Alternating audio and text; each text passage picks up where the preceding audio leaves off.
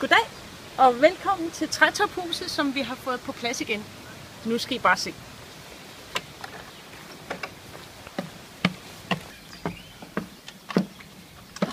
Så.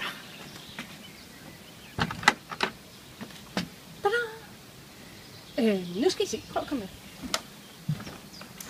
med. Huset ligner fuldstændig sig selv og har det godt og tog ikke skade af stormen.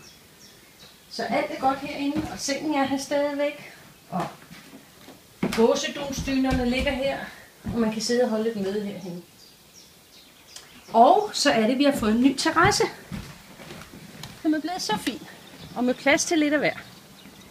Her kan man også ligge ude og sove om natten, hvis man vil. Og ellers bare nyde livet og fuglesang. Så vi er glade, og I er velkommen til at komme og besøge det.